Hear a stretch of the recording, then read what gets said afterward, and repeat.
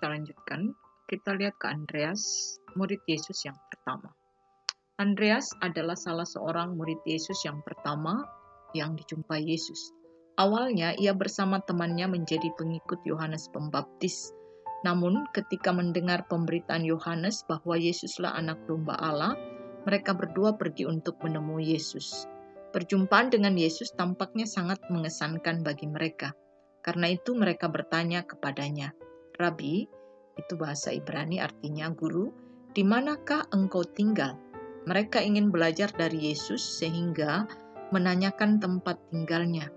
Yesus juga tampaknya terkesan oleh mereka, sehingga ia pun mengajak mereka ikut bersamanya. Yang menarik ialah bahwa Andreas tidak berhenti sampai di situ saja. Ia pergi mencari saudaranya, Simon, dan memberitakan kepada Simon bahwa ia sudah berjumpa dengan Mesias. Dan mendengar itu, Simon pun pergi mencari Yesus. Yesus kemudian memberi nama Kefas kepada Simon. Kefas itu artinya batu karang atau Petros dalam bahasa Yunani, jadi Simon Petrus. Ia menjadi salah satu murid yang paling penting di antara ke-12 murid Tuhan Yesus. Peranan penting lain yang dimainkan oleh Andreas adalah ketika Yesus mengajar dan begitu banyak orang mengikuti dan mendengarkan pengajarannya. Ketika waktu makan tiba, Yesus kebingungan, cari di mana makan ini, tidak ada penjual makanan. Sementara orang banyak tidak membawa bekal makanan. Dalam keadaan seperti itu, Andreas datang kepada Tuhan Yesus. Dia membawa seorang anak kecil yang membawa bekalnya. Bekalnya adalah 5 roti jelai dan 2 ekor ikan. Anak itu menyerahkan bekalnya dan Tuhan Yesus memberkatinya, sehingga bekal itu berubah menjadi berlimpah-limpah dan cukup untuk memberi makan kepada 5.000 orang. Itu pun masih tersisa kira-kira 12 bakul. Tidak mengherankan apabila Andreas bersama Petrus, Yohanes, dan Yakobus seringkali disebut sebagai murid-murid yang dekat dengan Yesus. Mereka termasuk lingkaran dalam di antara semua murid Tuhan. Ada tradisi yang mengatakan bahwa Andreas memberitakan Injil di sejumlah tempat di Asia Kecil, termasuk antara lain Kapadokia, Galatia, Bitinia, Kekaisaran Bizantium, Romawi Timur, Makedonia, Akaya, dan lain-lain. Tradisi juga mengatakan bahwa Andreas disalibkan atas perintah gubernur Romawi di Achaia. Ia tidak dipakukan pada salib, melainkan diikat agar penderitaannya semakin lama. Salibnya berbentuk huruf X yang dikenal sebagai salib Andreas. Diyakini bahwa Andreas mati syahid pada masa pemerintahan Kaisar Nero pada 30 November tahun 60 Masehi. Kita ke 6, yaitu orang muda yang dipanggil Allah, Paulus dan rekan-rekannya. Kita lihat.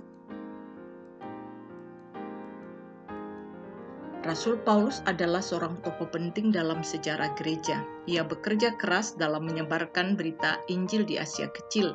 Namun, ia tidak bekerja sendirian. Ia ditemani oleh sejumlah asistennya, seperti Lukas, Barnabas, Lydia, dan Timotius. Ada juga Titus ya.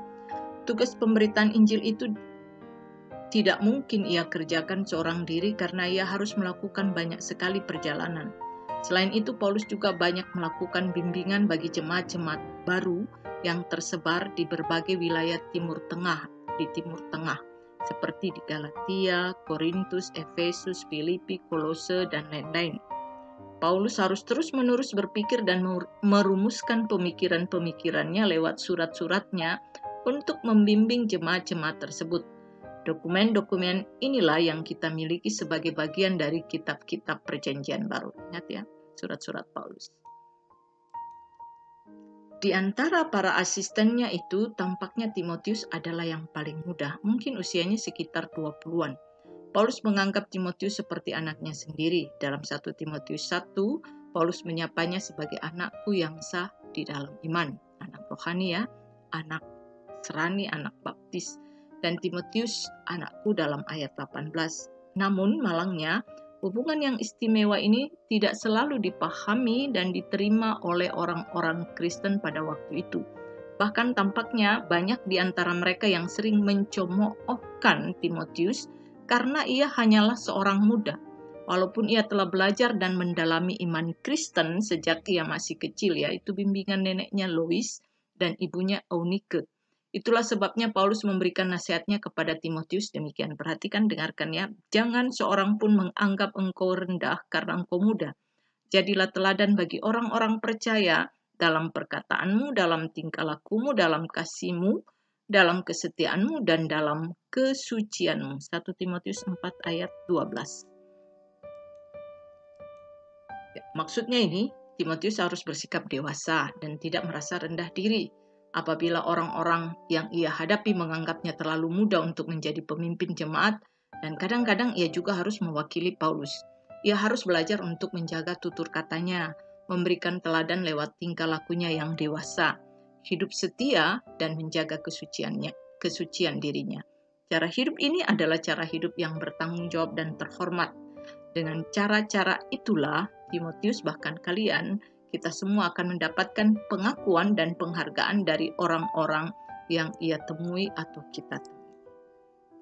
Ya, kita ke yang terakhir. Benarkah gereja membutuhkan orang muda? Ya, kita lihat. Kalian bisa pahami orang muda adalah masa depan gereja. Gereja tidak memberikan perhatian kepada orang. Gereja yang tidak memberikan perhatian kepada orang mudanya, pasti gereja itu akan kolaps ya. Karena tidak akan ada generasi penerus yang melanjutkan kehidupan gereja itu. Masalahnya, apakah gereja telah bersungguh-sungguh mempersiapkan orang-orang muda untuk menjadi gereja penerus, generasi penerus di masa depan? Bila gereja tidak memperhatikan kebutuhan orang muda, gereja akan kehilangan mereka. Orang-orang muda akan meninggalkan gereja itu dan pergi ke gereja yang lain atau bahkan berhenti pergi ke gereja. Maka perhatikan di sinilah peran kalian sebagai generasi gereja, anak-anak muda gereja. Kita masuk ke tugas ya. Tugas kita hari ini ya, sudah masuk selesai materi. Tugas kalian adalah ada dua. Yang pertama, menurut kalian mengapa orang muda sangat dibutuhkan di dalam gereja? Kedua, sebutkanlah anak muda dan perannya minimal 2 yang kalian ketahui yang memiliki peran menjadi alat Tuhan dalam dunia dari zaman perjanjian lama sampai zaman gereja sekarang. Jadi kalian boleh mengambil di perjanjian lama, perjanjian baru, dan sampai saat ini. Kita lihat petunjuk tugasnya. Jawaban kalian ditunggu hari ini sampai jam 23.00 melalui Google Classroom. Be the best ya. Kita tutup pertemuan kita dengan berdoa. Kita ambil sikap berdoa, Ibu pimpin berdoa. Mari kita berdoa. Allah Bapa di dalam Yesus Kristus, terima kasih untuk pelajaran hari ini. Biarlah kami dapat memahaminya dan bertumbuh dalam pengetahuan yang benar akan gereja-Mu dan menjadi anak muda Kristen yang berguna bagi Tuhan, bagi bangsa, bagi sesama kami. Dalam nama-Mu kami berdoa. Amin. Ya, demikian hari ini. Sampai jumpa. Jangan lupa jaga kesehatan. Tetap semangat dalam belajar daring. God bless.